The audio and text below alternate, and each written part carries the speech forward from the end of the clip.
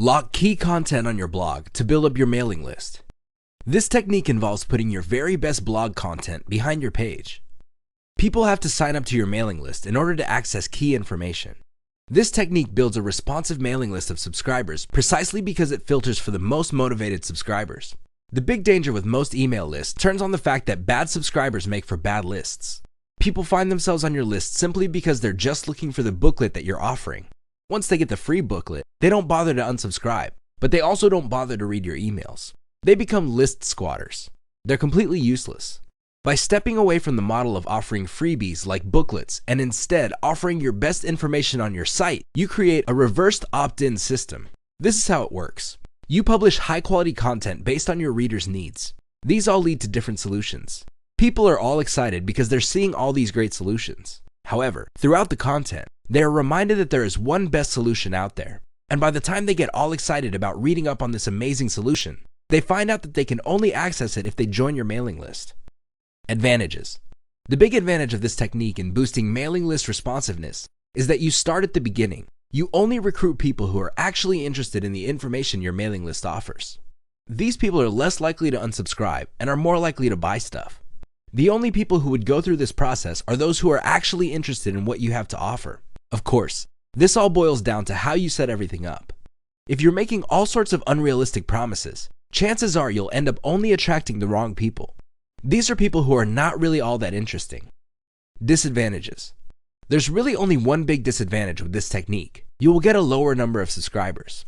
How come? You heavily filter them based on the content of your blog. Only people who are truly hyped up and excited about the best solution would make it all the way through. The good news is you're compensated for this lower number by the fact that these people are more likely to subscribe to your list, less likely to unsubscribe, and more likely to buy.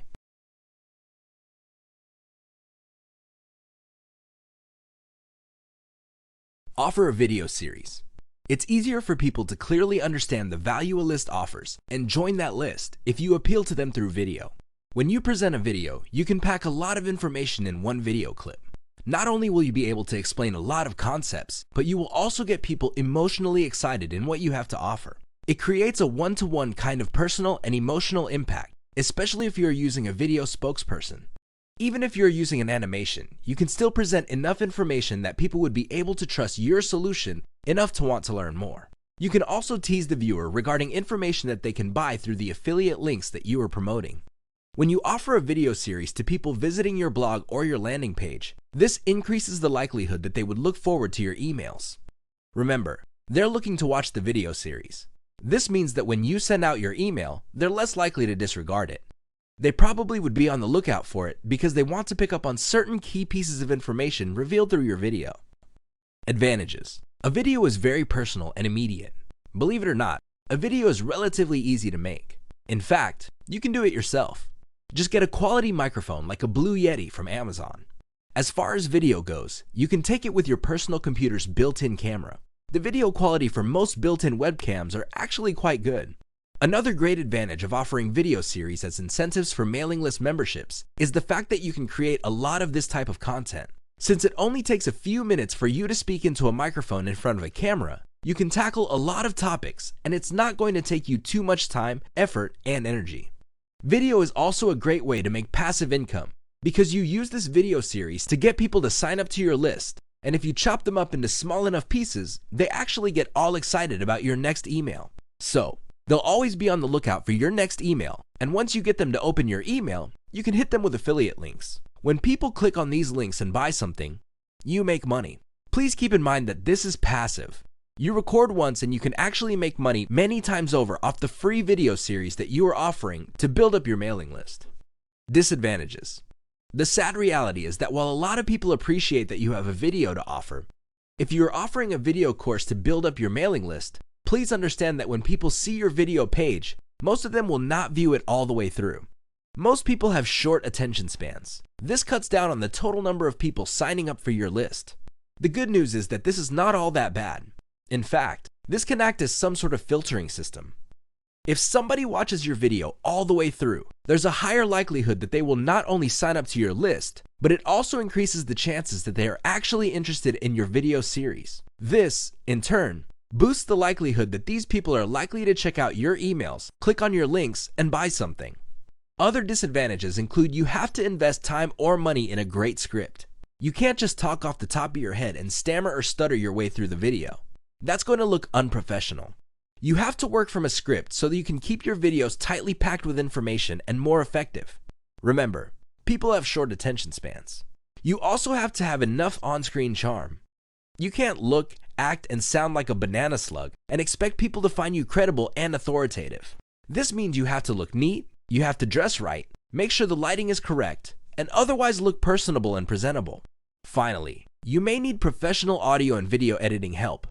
The good news is you can get these types of services at a relatively low price thanks to freelancing platforms like Fiverr.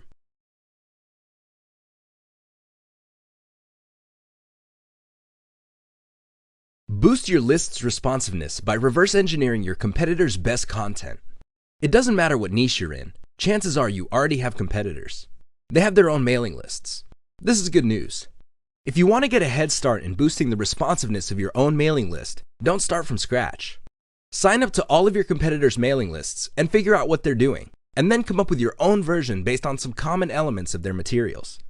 Chances are you would be operating from a better place than if you were to just come up with your own completely new, untried, and unproven materials. This method simply just gives you a place to start. Don't just reverse engineer and stop. Use this as a place to start and then continuously optimize your materials to get better and better results. How it works. Find keywords related to your niche. You can use the Google Keyword Planner tool to get this information. Once you have this information, find your competitors and look for competitors that have mailing lists and sign up to all of these mailing lists. Pay attention to the headlines of these lists. Take note of the topics of these updates.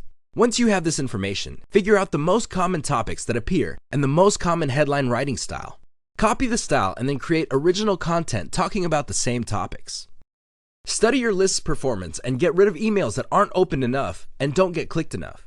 Optimize them by replacing them with different versions and keep tweaking your emails until you get a steady open rate and click-through rate. From there, you can then optimize your landing pages to increase the income you make from your mailing list traffic. Advantages. This technique gives you a tremendous head start. You're not starting from scratch. Also, you make your competitors do your homework for you. Once you figure out what works, you create your own version. Disadvantage. The big disadvantage is laziness. If you just simply copy and paste your competitor's stuff, it's only a matter of time until you get a scary letter from a lawyer in your mailbox. Don't do it. Study your competitors' topics and headlines, but don't copy them. Come up with something similar. When you know that certain topics are hot, come up with original material that addresses these topics. Please understand that there's a big difference between coming up with your own stuff based on the headline writing style and topics of your competitors and simply copying and pasting their materials. Reach out to your list and ask questions. Believe it or not, if you already have a list, simply reaching out to your list members is a great way of boosting responsiveness. When list publishers ask questions to their list members, the list members would think that they matter. They would think that they are important enough for the list publisher to want to listen to them. This is a big deal because, let's face it, a lot of those list members are actually on many other lists. Chances are many of these other list publishers couldn't really care less about what they have to say. You stand out from the crowd when you actively reach out and ask your customers what they think. What do you do with this information? Well, when you ask questions from your list members, you can use this for ideas on polls and other high engagement content you're going to be publishing on your list. By figuring out what they want and you sending them updates based on this info, you make them feel that they matter. You give them an equal voice in shaping the direction of your mailing list. Your mailing list is no longer some sort of one-way conversation with a captive audience. Instead, it becomes a product of a two-way collaboration between the publisher and an audience. This leads to a sense of community and can produce great results down the line. Advantages. If you reach out to your list consistently and constantly, you build your list on your members' actual needs. You're not operating out of theory. You're not simply copying what your competitors are doing. Instead, the list actually involves issues that your members are definitely interested in. This increases chances that people would emotionally buy into your list. They feel that they are part of something bigger, and this fosters a sense of community. Believe it or not, this enables you to distinguish your list from your competitors. Your competitors are probably just using canned emails that were written by somebody else. A lot of the stuff their list talks about probably has nothing to do with the actual needs of the list members. It's no surprise that a lot of those emails simply do not get opened and read. Disadvantage. The only disadvantage to reaching out to your list members and asking questions so you can craft the right kind of content involves statistical representations. You have to understand that in any group of 100 people, only a handful will have the time or motivation to want to talk to you if you ask questions. Be very careful of this situation because most vocal list members might not be all that statistically representative.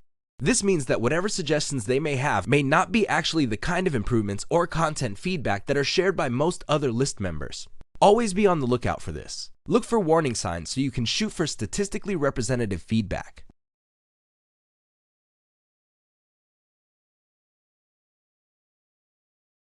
Track and optimize your update elements. If you want to maximize the responsiveness of your mailing list, you have to be proactive.